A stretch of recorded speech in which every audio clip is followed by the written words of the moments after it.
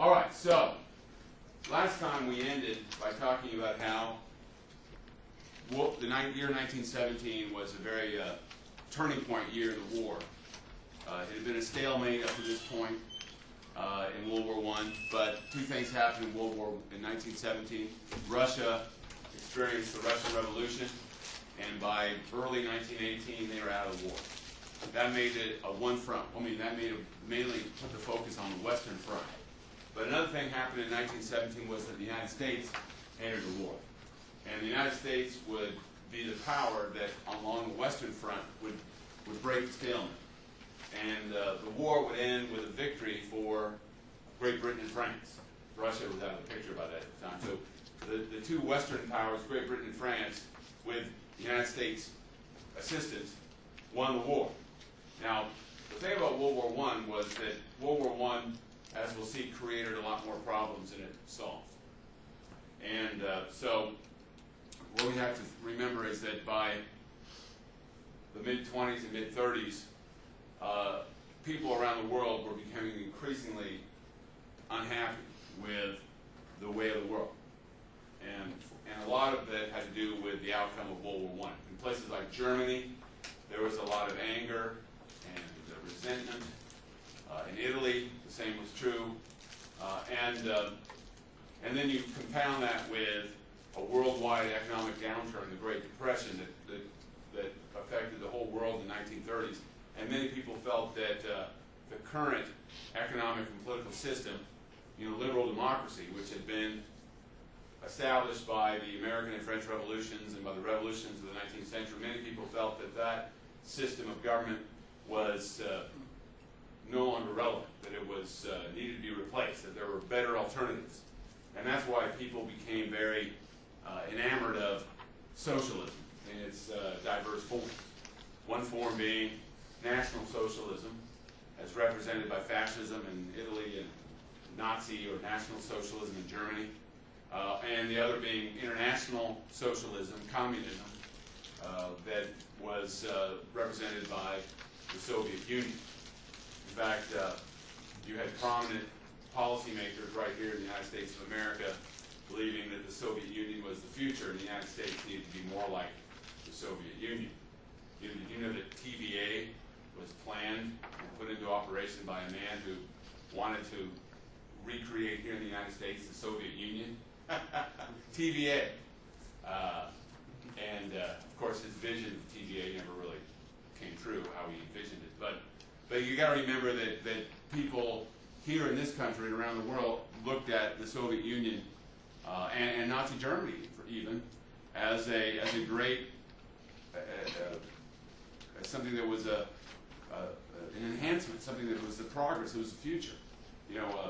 None other than Henry Ford really admired Hitler and Nazi Germany and really respected what they were doing in Germany. And Henry Ford, founder of Ford Motor Company. So you have to remember that there was what caused people to question liberalism and liberal democracy and capitalism was the fact that the world seemed so bad that it was generally felt that something needed to be done to replace the existing system. Yes? Weren't Henry Ford and Walt Disney and a lot of those big business people really anti-Semitic too? Yes. I don't know about Henry Ford definitely was. Walt Disney, I think, was just more personal. I think he just presented the fact that Jews dominated the movie industry in Hollywood, and he was an outsider. So I think I don't think he had like an ideological opposition to Jews. I think it was just kind of his personal experience had been negative. So, you know what I'm saying? Yeah. It's a little different. All right. So anyway, what we're going to do today is talk about these events. Talk about the end of World War I, why World War I created so many problems, and then talk about some of the totalitarian states, which was seen as the future of humanity that arose, especially looking at what happened with the Soviet Union. Everybody thought that the Soviet Union was just a model nation, a model for the future. All right, so let's talk about these things. All right, so now we talked about what really got the United States involved in the war was unrestricted submarine warfare. You know, after Lusitania was sunk and 115 Americans lost their lives, the Germans had initially said that they would no longer target civilian ships. But in January of 1917, Germany was desperate to end the war. They really wanted to do a knockout blow to Great Britain. So they announced that they gave the United States fair warning. They said, look, you send ships to Great Britain, we're going to sink them. Germany decided that they had to sink every ship they could going to Great Britain. They just wanted to cripple Great Britain. You know, it's an island. And they decided if we sink as many ships as we can, Great Britain that would put pressure on Great Britain to come to terms and end the war. So, but, you know, but the United States and President Woodrow Wilson at the time did not think he thought that was barbaric. He thought that was immoral and wrong that a neutral country would be targeted just because they were trading with Great Britain. Now, another thing about the United States, besides the fact that they didn't like submarine warfare by the Germans, was that it was in the United States' economic interest to support Great Britain. Great Britain and the United States were economic partners. They had been since the days of the colonial period. Even after the War of Independence, the United States still had very strong economic ties with the United States. You know, London bankers helped bankroll American railroads and American industrial development. So the United States and Great Britain, you know, London and New York City were very much linked together by trade and banking and commercial agreements. So basically, the United States, you know, if you look at it in terms of gambling, the United States had put a lot of money on Great Britain. You know, during the course of the war, the United States loaned what would be today's dollars, billions and billions of dollars to Great Britain, and very, very little to the Central Powers. So American banks were putting their money where their cultural links were. So most of the American money was invested in Great Britain. So it was in America's economic interest to see a British victory. So it wasn't just German submarines. It was also American and British cultural and economic ties that played a role.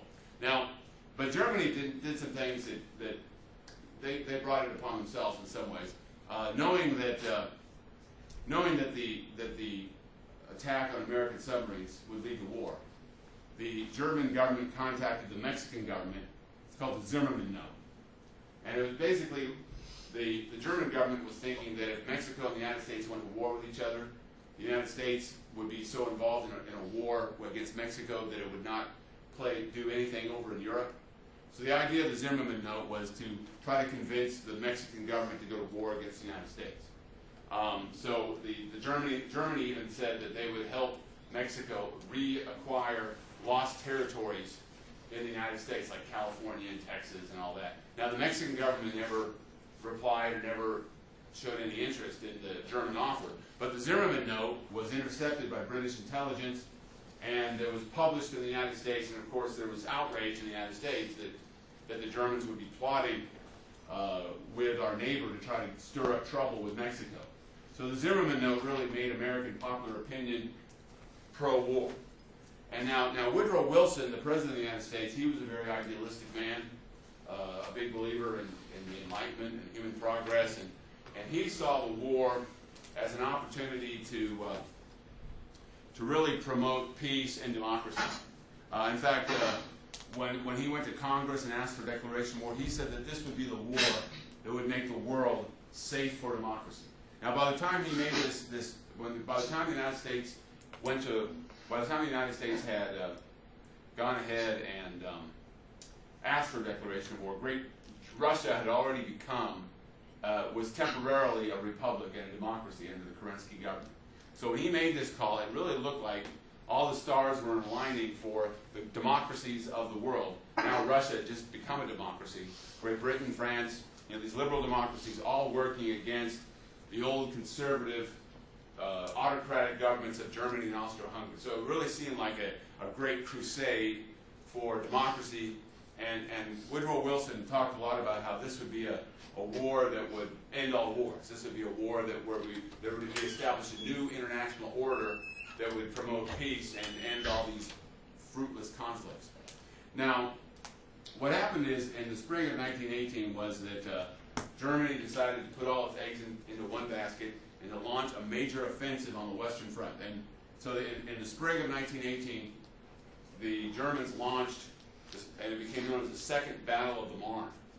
And this was their big attempt to try to break the stalemate, march on Paris, knock France out of the war. But, you see, by the spring of 1918, though, the United States of America was beginning to bring in troops, money, food, weapons. So it was like now the British and French had reinforcements. One thing that's also was an amazing feat, was seen as an amazing feat, was that the United States was able to send 1,500,000 troops in a year. I mean, you got to remember the United States had an army of about 250,000 men before World War I. And within a year, they were able to build up that army and send 1,500,000 men across the Atlantic to fight France. And that's a pretty amazing feat to do that in a year. I don't even think our government could do that now, but they did it in 1918. They were able to raise an army and send them across the ocean. So it was an amazing thing. So now the Germans, they had to fight not only Great Britain and France, but Great Britain and France had the United States backing them up. Well, needless to say, the Second Battle of the Marne ended with failure. The Germans were not able to break the stalemate. And then what happened in the late spring, from June through the fall of 1918, was that America, the United States, Great Britain, and France launched a major offensive, and this offensive broke the Germans. So by the fall of 1918, Allied armies were on the verge of invading Germany. You had the Rhine River had been reached, and Allied forces were poised to basically to invade Germany itself. And at the same time, just the entire Central Powers, they collapsed. I mean, it was just one of those things that happened simultaneously. For example, Serbian armies were able to reclaim the country and drive back the Bulgarians and the Austro-Hungarians. The Italians had been losing in the Alpine regions of what is today the Tyrol.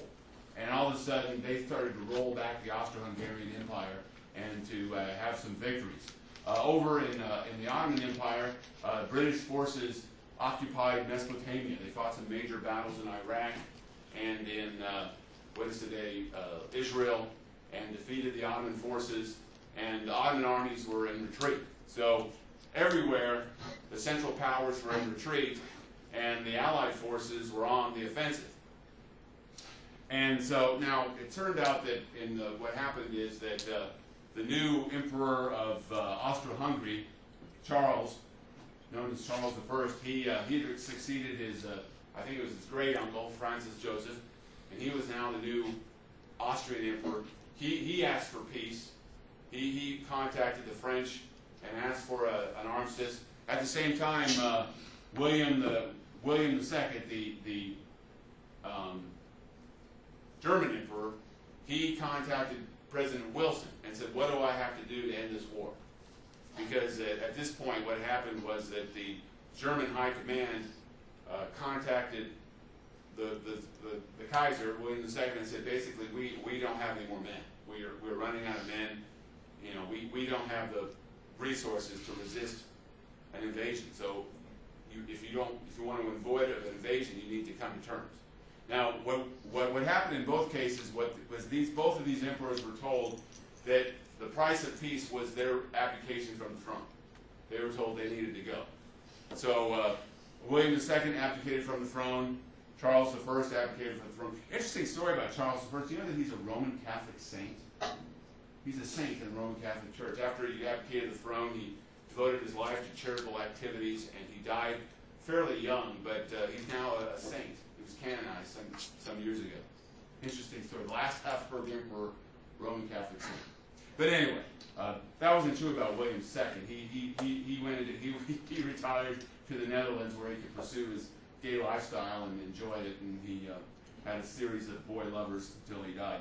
But anyway, so that's a tale of two emperors, you could say. But anyway, so the armistice came and the war was over by November of 1918. We still celebrate Armistice Day as Veterans Day. It's a holiday still. Used to be called Armistice Day, now it's called Veterans Day. All right. So, now what you had to do was you had to come to some kind of peace treaty. And as we'll see, the Paris peace talks in 1919 did not go too well. Now, the French, and one reason why they didn't go so well was that the French were thinking revenge. And the British were thinking revenge. Everybody wanted revenge. And the only person who didn't want revenge was Woodrow Wilson. So that was the problem, was that the Allied powers, they weren't interested in promoting some kind of general peace that would satisfy everybody. They were only thinking of how will this peace treaty advance the interests of my personal country, my country. And you know, you can see by the choice, the French decided that the peace treaty ought to be signed in Versailles. Why would the French want Versailles to be the place where a peace treaty would be signed? That's where Germany was created. Because that's where Germany was created, right? And so they wanted to pour salt in the wound to the Germans. They wanted to say, look, this is where you had your moment of triumph back, where you united Germany. Now you're going to get it. We're going to teach you a lesson. Now, what really made it worse was that Woodrow Wilson, when he arrived in Paris for the peace talks, he was very idealistic. And he had a thing called the 14 points. He talked about how there would be peace without victory. That there would be this great peace treaty that would end all wars and promote general peace and prosperity for all. And he had all kinds of great ideas. Self-determination, that all nations ought to be able to have their own government, a democratic government. So he wanted to promote democracy. He wanted free trade. He wanted open diplomacy, no more secret agreements, secret alliances. He wanted open diplomacy. And one of his most important proposals was the creation of a League of Nations, where all the world would join this League of Nations, and it would be a force for maintaining the peace, based on the concept of collective security. So the idea would be, under this League of Nations, would be that if one nation, let's say, was causing trouble and creating wars, that the other nations together would band together and take action against the offending nation. It's the same principle that's supposed to be in place with the United Nations. In fact, the United Nations of today is basically a reformed version of the League of Nations that was proposed back in the days of Woodrow Wilson. So now the thing about Woodrow Wilson was that he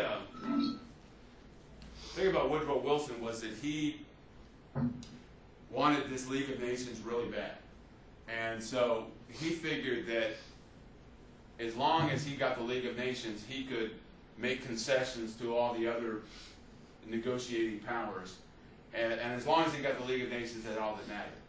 Now, so what he ended up doing was giving Great Britain and France everything they wanted, right? Like Great Britain and France, they wanted vengeance. So he said, okay, you get your vengeance, but you're going to sign the League of Nations. Oh yeah, Wilson, yeah, we're going to sign your little League of Nations. They all thought the League of Nations was a joke. We had private correspondence between these guys who were thinking, this Wilson guy's a nut. Him and his League of Nations, what a joke. This guy's an idiot. But we'll talk about the League of Nations as long as we get Germany, we teach them a lesson. So Woodrow Wilson was just like, I want peace. Everybody's going to love each other. And they're like, this guy's an idiot. Screw you. And that's what they were thinking. Now, the Italians got nothing. The Italians went to this Paris peace talks thinking, oh, we're supposed to get the Ottoman Empire. And they got squat. They got nothing. Great Britain and France, they took the whole Ottoman Empire for themselves. And Italy's thinking, their negotiators were so disgusted, they left. They just walked away. So, I mean, everybody in Italy was up in arms that Great Britain and France had basically promised them the world and given them nothing. So Italy was mad. So then, so this is the real irony of it all. Wilson gets all of Great Britain and France to sign on to the League of Nations. Then he goes home. You see, the League of Nations had to be approved by the United States Senate. A president just can't sign a treaty and make it the law of the land. It's got to be approved by 2/3 of the United States Senate. Well, when he got home to the United States, everybody in the United States was like, we got to get out of Europe. We got to get out. Europe is a cesspool of evil because you know, what was going on in 1919, 1920 was that the communist revolutions were sweeping across Europe. What had started in the Soviet Union was spreading everywhere. So, and now all these revolutions were unsuccessful. Hungary was the only one that was successful for a bit, but you had the risk of revolution in Germany, in the Netherlands, in Italy, in Hungary, in Spain. The revolution in the Netherlands was my favorite because what happened in the Netherlands was that the communists were all set on a world revolution in the Netherlands, and they all protested. They're fighting in the streets, and the little aged queen of the Princess of Orange comes out there and said, "Please don't have a revolution." And everybody said, "Oh shucks, we're all going to go home." And they all went home. Because you know the Dutch are very nice. You know they're just not killers. You know they're just like, "Oh yeah, you know, all right, we'll go home. We don't want to start a revolution."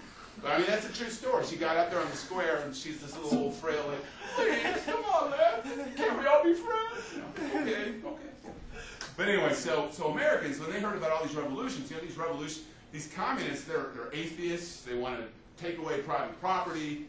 You know, a lot of Americans are Christians who own property, and they're like, "Geez, I don't want to lose my property and lose my faith." You know, so Americans were like, "We don't want anything to do with Europe. Europe's like a disease. You know, they got all these communists running around. We don't want to join a League of Nations. Why would we want to be a part of a bunch of nations that are just full of a bunch of atheists and communists?" So Americans were not supported the League of Nations, and when the vote came, the United States Senate rejected the League of Nations, and the United States never joined. So the League of Nations was Wilson's idea, but the United States never joined the League of Nations. They refused to have anything to do with it. And Americans embraced and said isolationism. Americans wanted nothing to do with what was going on in Europe. They just wanted to mind their own business and stay in the Western Hemisphere and let the oceans, the Atlantic and the Pacific, protect them. So the League of Nations was dead on arrival, and it never was a force for anything. It continued to exist, but it was like a paper. It only existed really on paper. Now, see the thing. We'll get to that in a minute. The thing about it was that under the terms of this agreement, Germany really got the axe. You know, Great Britain and France both wanted Germany to pay for the war, and so, for example, it was decided that Germany alone was responsible for the war. They had to accept full war guilt, and since they were responsible for the war, that means they had to pay for the entire cost of the war. It was called reparations. You know, when you do something wrong to somebody, a court will assign you have to pay a reparations. That was the idea. So they were given a bill for $33 billion. So this is how much the war cost us. You owe us $33 billion. So Germany was burdened with this huge thing.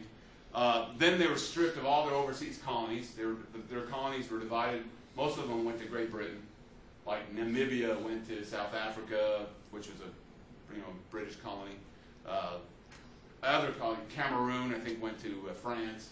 So their African colonies, their Asian colonies were given to, I think Japan got their port in China. So they lost all their overseas colonies. Their fleet was scuttled. They were allowed to have a coast guard, but their fleet was scuttled. They were told that their army could only not exceed 100,000 men, which was basically just a police force. And they were stripped of territory. Alsace-Lorraine went back to France. Big chunks of East Germany were handed over to Poland. A lot of these areas. Now, this is the thing that's really kind of interesting. Remember, Wilson was all about self-determination, where people who share a common language and culture should have their own government. Well, when they handed over all this land to Poland, to create Poland, they included millions of ethnic Germans in Poland. So that created a problem right there. The Russians had a good way of dealing with it after World War II. They just killed all the Germans or forced them back to Germany. But there used to be millions of ethnic Germans in what is today Poland. But these ethnic Germans were now taken away from Germany, and they were made part of the new country of Poland. So Germany was deprived of a lot of land, valuable coal mines, industrial sites, and large millions of ethnic Germans now were part of other countries. And then they also said that the Rhineland was to be militarized. that they couldn't put any troops or military installations along the Rhine River. That was designed to protect France. So basically, Germany really got the shaft. They were blamed for everything. They got this huge bill, and a lot of times the Germans were very resentful. They felt like something had gone wrong. You see, you got to remember that in early 1918, everything was going to Germany's way. Russia knocked out the war. The Germany were poised to defeat France and win the war. And then everything in 1918 just collapsed on them. And so it was, some Germans said, well, the reason why we had that sudden collapse is we were stabbed in the back. There were people in Germany who stabbed us in the back. And a lot of people said it was the Jews. The Jews stabbed Germany in the back. A lot of people said, oh, it was liberals. It was lefters, socialists, and Democrats that destroyed Germany. And they stabbed us in the back, and that's why we suffered. And then to make the matter worse, you see, what happened is that right after William II abdicated the throne, Germany became a democracy, became a republic. It's called the Weimar Republic because in Weimar, Germany, that's where the first time Germany was declared to be a republic. Now, when it was declared a republic, the government at that time, the legislature, the Reichstag, was dominated by the Social Democrats, the Socialist Party, and by left-wing parties. And so the Weimar Republic was made up of a bunch of what were seen as liberal Democrats and socialists. And they were the ones who had to sign this treaty. Now, they didn't like the treaty any better than anybody else, but they figured they had to sign this treaty because they had no other options. In fact, Great Britain and France pledged to invade Germany unless this treaty was signed. So when the representatives of the Weimar Republic signed this treaty, they effectively signed their death warrant because Germans would say, see, they signed the treaty. These liberals and these socialists, these Democrats, they screwed Germany over. They were traitors. They were fighting for the other side. Nobody in Germany can trust anybody who's a socialist or a Democrat. You know, anybody who's liberal, they're all dangerous. They're all traitors.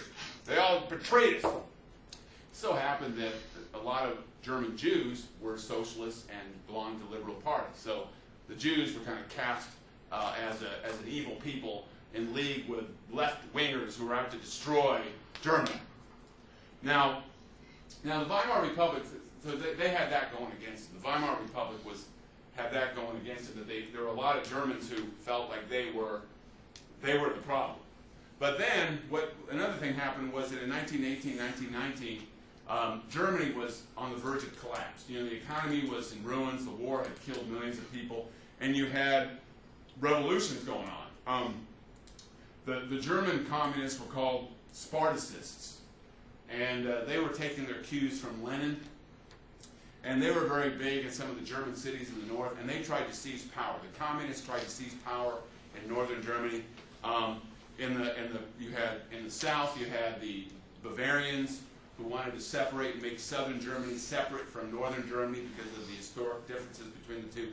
You also had in 1919 the National Socialist German Workers' Party, which is the Nazi Party, was organized by German railway workers, union guys, who didn't like Lenin and international communism, but were socialists. So, and that would be the party that Hitler would align himself with and become the leader of. But all these groups, whether they're Bavarian separatists, the Nazis, or the communists, all were against the Weimar Republic. And the only way the Weimar Republic could maintain control was to go to the old German military, the old Prussian Junkers, the German military, and ask for their aid. So they had to make a deal with the German military, the old conservative German military, and say, look, we need you, and we need your support if we're going to hold this country together. So they had to, from the very day one, the Weimar Republic had to work with all these German conservatives who didn't like democracy, didn't like the new government, but they had to accept the order. So, and when they wrote a constitution, the Weimar Republic wrote a constitution, they put a provision in the constitution that allowed the chancellor or the prime minister to declare a state of emergency in times of crisis, to suspend civil liberties. And that was like another big mistake they made, because that opened the door for the Nazis. That was how they would come to power, by declaring a state of emergency and eliminating all their political opponents. So the Weimar Republic, from day one, planted the seeds of its own destruction. By signing the Treaty of Versailles, they made themselves very unpopular with a lot of German nationalists. By aligning themselves with the old German military, they were making friends. They were making a forced alliance with people who didn't like them and were out to destroy them. And they also set up a system that would eventually be the death sentence of the Republic, by putting in this clause that allowed for emergency powers to be put. I mean, there's nothing in the American Constitution that says the government can suspend civil liberties. You notice that? There's a good reason we have that. But they put that provision in this Constitution because the country was in a state of crisis, and they're afraid that if they didn't do it, their whole country would fall apart due to all these uprisings. Now, another aspect of the Versailles Treaty was it remade the map of Europe. Let's see if I can get this map working here. All kinds of new nations were created as a result of this war. And if this map works, I will show you a map, but if I don't, it's not a big deal. Because you have to be flexible with technology. Well, I don't know. Oh, hey, something's happening. Yay! Woohoo! All right. Now look at this map here. All kinds of new nations. Okay, the Soviet Union, what became the Soviet Union, much smaller Russia. You got Finland, new nation. Estonia, Latvia, Lithuania, all new nations. Poland got its independence. Poland had not been an independent country since 1796. Now Poland was an independent government. That was actually one of the 14 points. The Democratic Party in the United States had a lot of East European immigrants who voted Democrat, and they told Woodrow Wilson, "You better make Poland an independent country, by gosh," and they did. And Poland became an independent country. They took the Slovaks and the Czechs and they kind of threw them together and created a country called Czechoslovakia. There used to be a really funny skit with Steve Martin in the 70s on Saturday Night Live where they had the two Czechoslovakian guys. We are going to pick up the cheeks. We're two guys. You ever seen that skit? Anyway, it was funny when I was a kid. But there's actually no such thing as a Czechoslovakia. They didn't know that when they wrote that skit in the 70s. They're either a Czech or a Slovak. And Czechoslovakia was a fictional country. They took the two ethnic groups and slung them together. They also took about 1 million Germans and put them in Czechoslovakia as well. And then you see, look at little Austria and Hungary. Look how tiny they are. They took Austria, Hungary, and then they took up all these Slavs, the Croats, the Bosnians, and the Serbs, and they all threw them together and created a whole new country called Yugoslavia, which had never existed before. It means it was called the Kingdom of the Yugo means southern, the Kingdom of the Southern Slavs. But it was they rewarded Serbia by making the king of Serbia the new king of Yugoslavia. Of course, the Croats, who were Roman Catholic, didn't care for that too much because they didn't like Serbs who were Orthodox. But nonetheless, that's what they decided to do. So you can see that a bunch of new countries were created by the League of Nations, by the Versailles Treaty, all these new countries in Eastern Europe. All right. Now, and those are all the nations that we saw: Austria, Hungary, Czechoslovakia, Yugoslavia, Romania they took a big chunk of Hungarians who lived in Transylvania, made them part of Romania. Poland, Lithuania, all these new countries. And another new country that came about right after World War I was that Great Britain gave Ireland its independence. The Irish had never been happy with British rule, the Irish Catholics, and so when Ireland finally received its independence in 1921, what they decided to do was the northern part of Ireland that included a lot of Protestants. These are the descendants of Scotch-Irish, Scotchmen who had moved to Northern Ireland. That's where we get the term Scotch-Irish. They decided to incorporate Northern Ireland into the United Kingdom with Scotland and England, but they allowed the rest of Ireland to be independent. There actually was a big uprising in Dublin in 1960. In the middle of World War I, there was a big uprising in Ireland that was put down after a lot of loss of life. It was a terrible uprising in 1960. And so Great Britain was thinking that they all had enough on their plate trying to recover from the war. They didn't want to have to deal with Ireland. So Ireland finally got its independence, except for Northern Ireland, which remained part of the United Kingdom, as it was called. But this would lead to problems because there were a lot of Catholic Irish who believed that that part of Northern Ireland should belong to Catholic Ireland. So that would create conflict in the future. In fact, there was only, I think in 1994, did you have a peace treaty between the Easter Agreement or Easter Accord that was negotiated with, thanks to Bill Clinton. Actually, that was one of his few achievements as president internationally, was that he helped put together with the Labor, the Tony Blair, this agreement to end years of war between Catholics and Protestants in Northern Ireland. But anyway, but what happened was, by creating all these independent countries, they created some future problems as well. For example, there are a lot of Hungarians who are now part of Yugoslavia, or part of Czechoslovakia, or part of Romania. So all these ethnic Hungarians who are not incorporated into the new country of Hungary. And Bela Kun was a communist. The communists seized power in 1919 in Hungary, but Bela Kun represented the Hungarian small farmers. In Hungary, the communist revolution was a revolution of farmers to redistribute land, to break up some of the big estates. And Bela Kun became communist dictator, and he was also a nationalist. So he attacked Romania and Slovakia to try to reunite these areas with, ethnic Hungarians in these countries with the Hungarian homeland.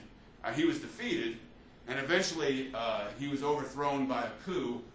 Conservative Hungarian Catholics who didn't like the communist atheists, they had an uprising, and Miklos Horthy became dictator of Hungary. Hungary was an ally of Nazi Germany during World War II. But Miklos Horthy seized power. Believe it or not, Poland attacked the Soviet Union.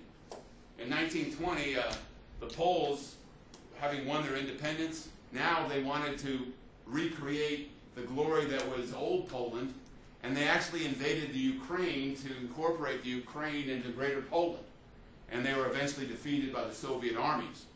So you can see that, instead of creating peace, the Versailles Treaty, especially in Eastern Europe, was creating more turmoil in a lot of ways. And that was definitely true in the old Ottoman Empire.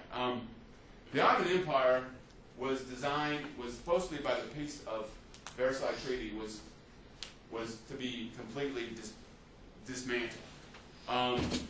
Palestine was taken over by Great Britain, and Syria and Lebanon were taken over by France. You notice Italy got nothing. They got nothing. But Great Britain took over Palestine. Syria and Lebanon were taken over by France. They were called League of Nation mandates. They said that they were just holding on to them till new native governments could be set up. So the British and the French were paid, and it so happened that the French were really anxious to get in control of oil fields. So the Ottoman Empire broke up. Now, the breakup of the Ottoman Empire created some more wars, just like it did in Eastern Europe with the peace of the Versailles Treaty. Like, for example, in Arabia, there was a war for control of the Arabs.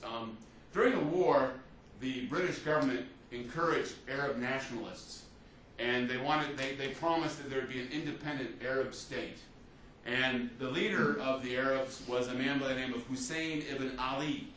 Now, he was supposedly a direct descendant of the Prophet Muhammad, and he was a big shot in Mecca, the holy city of Islam. And he was designated by the British to be the leader he was promised anyway, to be the leader of the Arab peoples. But you see, he had a competitor.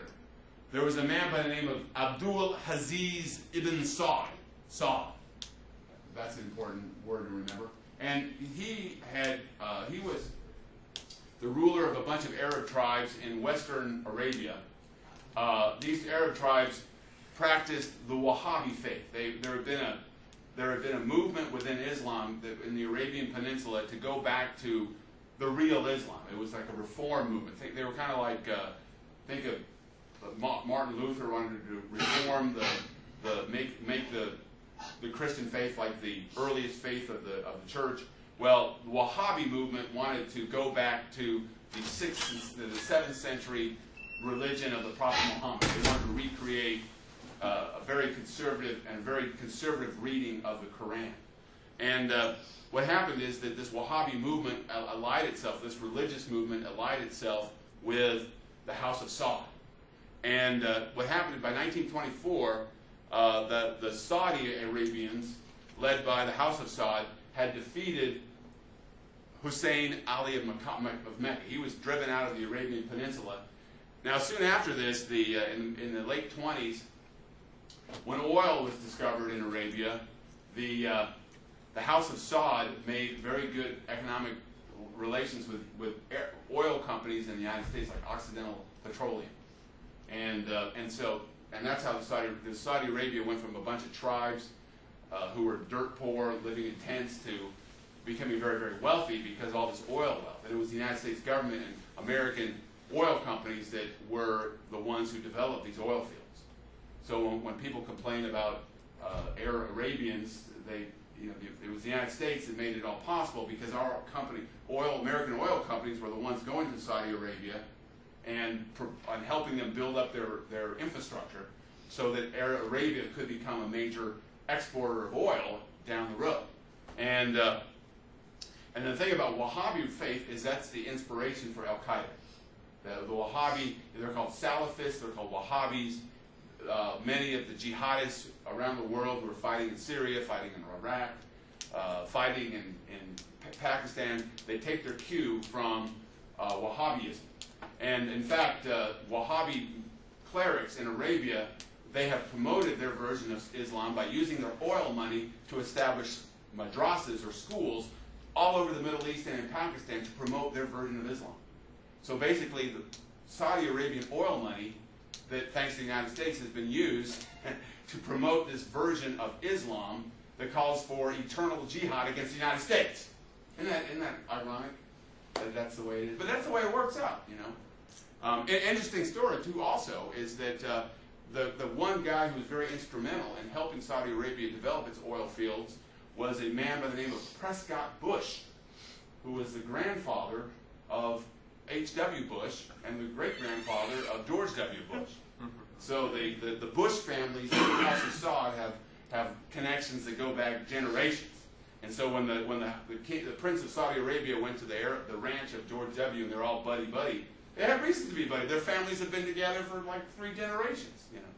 But anyway, but it was instrumental. That was one reason why George W. Bush was able to get these Saudi Arabians and get this coalition to drive back Saddam Hussein in the first Gulf War. It was because the Saudi Arabia and the Bush family had long had these very strong ties to one another. But the House of Saud also has strong links to Wahhabism, which, as we've seen, is something that promotes this kind of version of Islam that's very militant. All right, now what happened was that the British, they felt kind of bad that Hussein ibn Ali had been kind of lost his chance to become the ruler of an Arab people. So what they decided to do was the British decided to put his family into positions of power in the Middle East. They were called the Hashemite family. And one son of Hussein, Faisal, was made king of Iraq in 1920. The British government installed him as the king of Iraq. Another, Abdullah, was installed as the king of Jordan. So they created these new nations out of midair. I mean, there'd never been Iraq was a province of the Ottoman Empire, but now it was made into a country, and this king was imposed. Now, in the case of Faisal, he was a Sunni Arab. You know, the Hashemite family was Sunnis, and Iraq was a predominantly Shia country.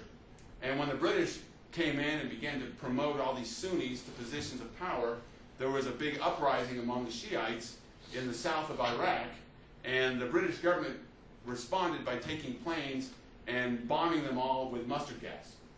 Killed thousands of them.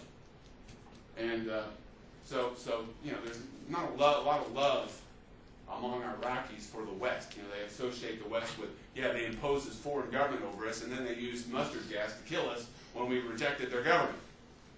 Anyway, now how that translates into hate of the United States when we had nothing to do with it, I don't know. But anyway, now, so basically what the Great Britain did and France did was that they broke up the Ottoman Empire and installed governments of their choosing against the wishes of the people who lived there. Can you see why there might be some resentment? You know, and then another thing they did is that during the course of the war, during the middle of World War I, the British government decided that they were committed to the creation of a Jewish state in Palestine. It's called the Balfour Declaration. Now, the reason why the British did that is because the Zionist movement was very strong among Jewish immigrants who had moved to the United States. Great Britain wanted to get the United States on their side. So, and American Jews had a lot of influence in the Democratic Party and Woodrow Wilson's party. So this was just purely a political move. But they did promise that the Jews, that they would have their own country. And the Jews wanted their own country. Zionists wanted to create the nation of Israel in Palestine. That was their goal, to create a Jewish state. It dates back to the 1890s, you know, that's when they had the first Zionist Congress. And it was mainly financed by the United States, not by the United States government, but by Jewish immigrants who had moved from Eastern Europe to the United States, and they were very instrumental in getting the Zionist movement going. And as we'll see, eventually, after World War II, the Zionists would be successful in creating a nation of Israel, so which would be put into effect when Israel was created in 1948, when the Jews who were there declared themselves independent of Great Britain and created the nation of Israel. So a lot of the problems that we see, you know, by creating a Jewish state in the midst of the Arab Middle East, that didn't sit too well with a lot of Arabs who were Muslim, and that continues to be a problem, of course, to this day. So a lot of the problems in the Middle East can really be traced back to events surrounding in the aftermath of World War I. Why don't we go? We've gone for quite a while here. Why don't we take a little break, and then we'll finish up here and start talking about the rise of totalitarian states. Question. How did Germany fight two wars if they just... Now, before we leave the Middle East, I just wanted to say something about what happened in Turkey. It was an interesting story in Turkey. What you know, Ottoman Empire was supposed to be completely dismantled, and the idea was that a bunch of ethnic groups there would be created into independent countries: Kurdistan, Armenia, and then Greece was to basically take over much of Western Turkey. So, if everything had played out the way it was supposed to, but from the British point of view anyway, there would be no more Ottoman Empire. But instead, though, the Turks, the Turkish nationalists, they rallied behind a new leader, who's sometimes called the father of modern Turkey, a man by the name of Ataturk. His real name was Mustafa Kemal, but he's known in Turkish history as the father of the Turks, or Ataturk. And he was a war hero. He was the Turkish commander that had beaten back the British and their allies at Gallipoli, and he organized the defense of Turkey. And it was at this time that the last sultan was forced off the throne, Muhammad IV, and Turkey was declared a republic. Now, Ataturk, you can see his picture there, he really wanted to modernize Turkey and create a modern liberal democracy in Turkey. And so in that way, he's kind of like compared to George Washington. He's like the George Washington of Turkey, the first leader of the republic. But he was successful in driving back the Greeks and basically crushing the Kurds and preventing there being a greater Armenia. Actually, it's kind of during this war, during World War I, there was a big question of one of the big controversies surrounding Turkey was the Armenian genocide.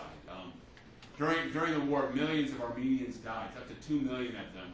And the Turkish point of view was that it was just because of the war and because of the fact that there were shortages, and they claimed that Kurds who were Muslims went a little nuts on the Christian Armenians, and it was all kind of just an unfortunate event. But Armenians believe that there was a conscious effort made by the Turkish government to kill Armenians and to just wipe them off. And in fact, hundreds of thousands of Armenians were taken from their homes and transplanted to the Syrian desert, where thousands of them died of starvation and disease. But anyway, so the question of the Armenian genocide is very controversial to this day. But anyway, and some people wonder to what extent Ataturk was involved in the slaughter of Armenians. But anyway, what Ataturk was able to do was to maintain the integrity, for the most part, of Turkey. He didn't restore the Ottoman Empire, but the areas that were dominated by Turkish-speaking peoples, that area was retained and became the modern Republic of Turkey. Eventually, the Greeks were defeated at Smyrna in 1921, which is on the west coast of Turkey, and by the end of the war between Greece and Turkey, there was this big exchange of populations. Basically, the Greeks expelled all the Turkish-speaking Muslims out of Greece, thousands and thousands of them, and at the same time, the Turks expelled thousands and thousands of Greek-speaking Christians from Turkey. It's called the exchange of population. So once again, we see that even with the end of World War I, it didn't really resolve anything. You see a lot of pain and forced migration and death and war. Now, one thing I wanted to mention about Mustafa Kemal Ataturk was that what he did with Turkey, trying to modernize it and make it more like the West, and he even put in a new alphabet. They adopted a constitution. They modernized their bureaucracy to be more like Western Europe. This was a worldwide phenomenon. Over in China, the Nationalist Party of China seized power and overthrew the last of the Manchu dynasty. And you had under Sun Yat-sen, you had an effort to try to modernize China along Western lines and establish a Republic of China. In Mexico, you had a revolution in 1911. They tried to modernize and get rid of the Catholic Church in Mexico and make Mexico into a secular socialist state with a one-part. And all these efforts to reform these countries were done by dictators, where basically you have a single party and a single dictator exercising power. Like Sun Yat-sen was basically a dictator of the nationalists in China. Mustafa Kemal was pretty much an autocrat. But making all these drastic reforms in the name of modernization. And so this was a trend that we see in what today we would call the third world, whether it be Mexico, Turkey, China, and even in Iran. There was the Pahlavi dynasty by the early 1920s had seized power in Iran, and they were set upon modernizing the country, making Iran into a Western country. And they did it by brutal means, just like Kemal Ataturk, and sometimes autocratic methods. Just give you one story to give you a flavor. There was when the Pahlavi dynasty was trying to modernize Iran in the early 1920s, they made a rule saying that women no longer had to wear the hijab. They could go out in public without veils. And when this Shiite cleric protested and went to said, "You cannot do that," he said, "You want veils?" He took a veil, took a nail, and hammered the nail into the guy's skull with his veil on. He said, "You got your frickin' veil!" And killed the guy. But I mean, that's modernization. You're modernizing things, but you're kind of doing it like, hey, we're going to modernize or you're going to die. And in Mexico, they killed a lot of priests in Mexico because when they started to take control of all the churches in Mexico after the revolution and just kind of eliminate the traditional role of the Catholic Church in Mexican life, they just killed priests who disagreed, who voiced their disapproval. So this was Kemal Ataturk and his effort to try to modernize his country was something that we find as a trend among a lot of nations that in what we would call today the developing world or the third world. All right. Now the what we see happening is in the 1920s was that what added to the sense of doom that liberal democracy was not right, was collapsing, was the fact that the world economy went from collapse to economic boom and then back into a collapse. So this cycle was very extreme. Just give you a couple examples. Germany was a mess after the war because they had to pay this huge indemnity, and the country was ruined by the war. And Germany from 1919 to 1923, the economy almost completely collapsed. You had what we call hyperinflation. Basically, the German government, to honor all of its obligations, was just printing money, paper money. And it got to a point where you had to bring in at one point you had to bring in like huge wads of cash just to buy a loaf of bread. I mean that's how. I mean there were like it cost 1 million marks to buy a very small item. So that the currency was just becoming more and more just worthless. And then the French decided the French decided that the French economy was also trying to recover from the war. So the French decided that since the Germans were having all these economic problems, that they would just go into the Ruhr Valley, the big major industrial area of Germany, and just dismantle factories and bring them back to France. Just take them in kind. So the French government moves into the Ruhr Valley and starts dismantling whole factories and sending them back to France, saying, "Well, you owe us all this money for the war. Now we're just going to take it." Now this created a situation. So you got to remember that Germany was the biggest economy in Europe. So when their economy was down, it meant the entire European economy, which was driven by German prosperity, kind of was in the dumps. So Great Britain and France were both suffering, and the economy was a mess. And it was actually the United States that would come to the rescue. In 1924, the United States sent a Wall Street banker. His name was Henry Doss. He was the vice president of the United States at the time, but he was a Wall Street banker, and he worked out a plan for Germany to pay off their indemnity in smaller payments. So instead of trying to say, hey, you owe $33 billion, he said, we're going to break this down into smaller payments that will be paid back in time. And then another thing he did was he working with Wall Street banks, they agreed to dump and invest lots of money in German banks. So basically, Wall Street and German and American banks began to invest in the German economy, and that got the German economy going. So thanks to a lot of credit from American banks, the German economy began to show some life. Because once they had the money, there was money in the banks could start to loan again, and you could start to see a recovery of the economy. Question? So we basically ended up bankrolling Hitler.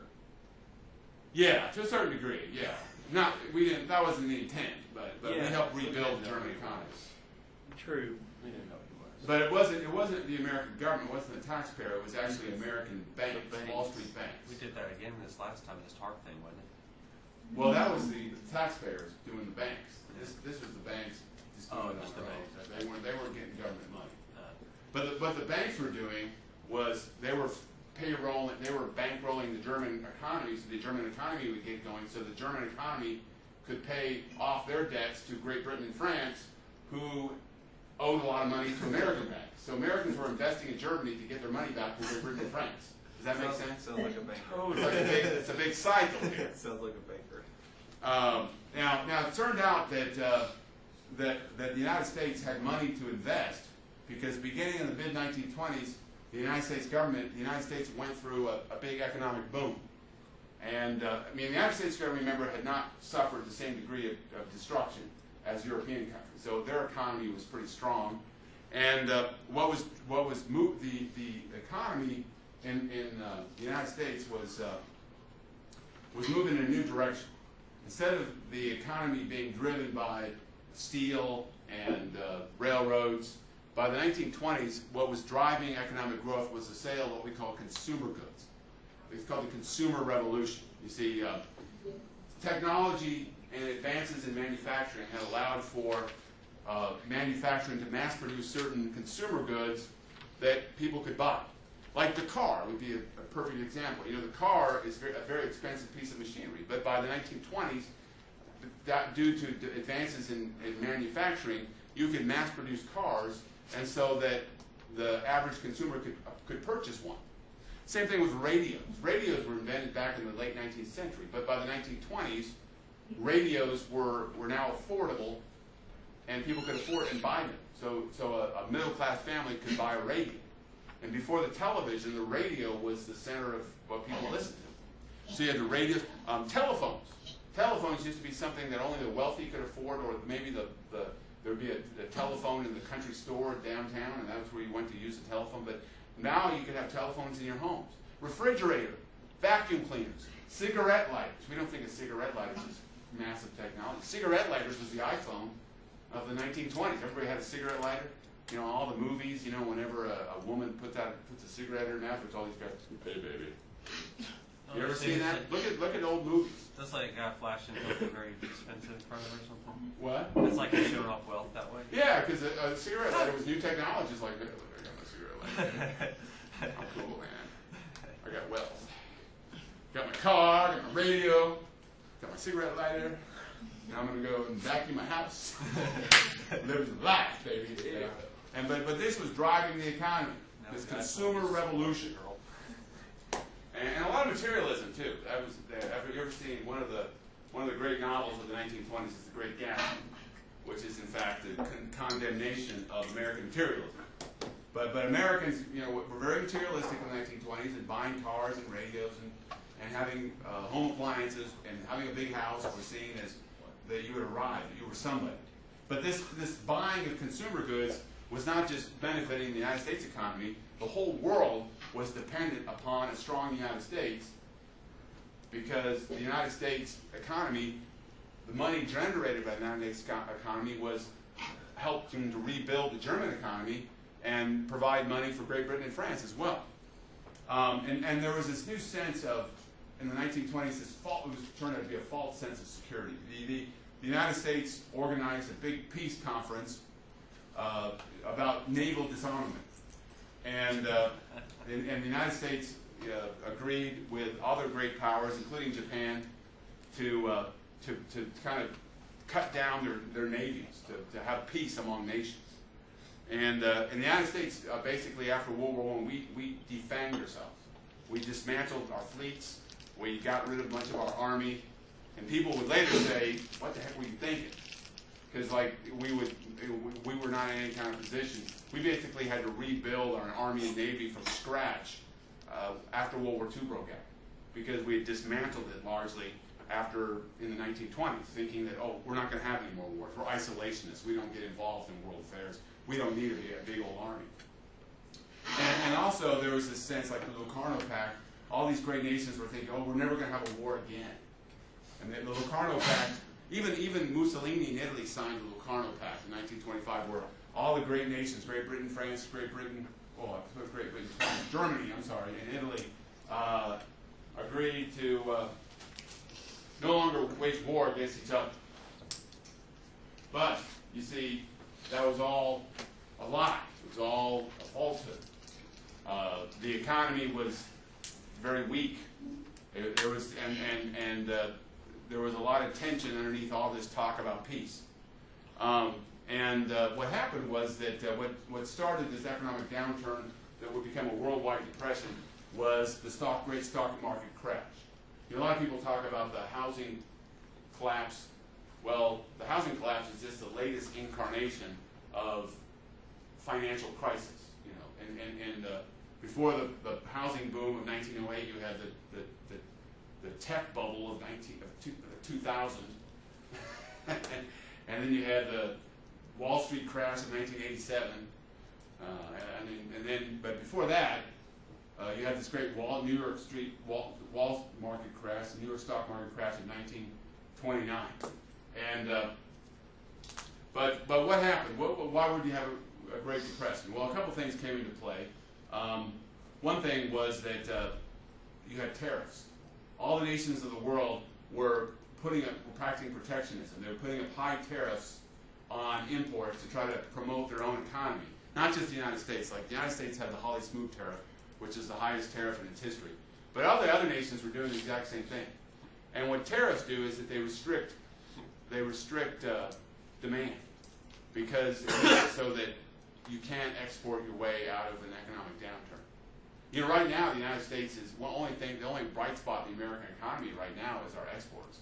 We're able to export stuff, and exports drive, a lot of times can drive economic growth. But if you practice protectionism and try to promote your own industries by excluding imports, if everybody does that, then you create a situation where nobody can export anything. So protectionism was a big problem. That's why after World War II, all the Western nations, including the United States, tried to eliminate tariffs. The EU was created after World War II. The European Union was created initially from the desire to eliminate protectionism and to promote free trade within European nations. But the reason why that tendency arose is because everybody saw that what a leading cause of the Great Depression was protectionism and all these tariffs that restricted trade. But also another problem was you know how I talked about how technology fostered the growth of consumer goods? You see, the problem in the 1920s was that companies were all competing with one another, and they realized that they couldn't beat the competition unless they invested in technology. So all these companies were investing in technology, but they weren't investing in the workers. They figured, oh, workers, you know, who needs them?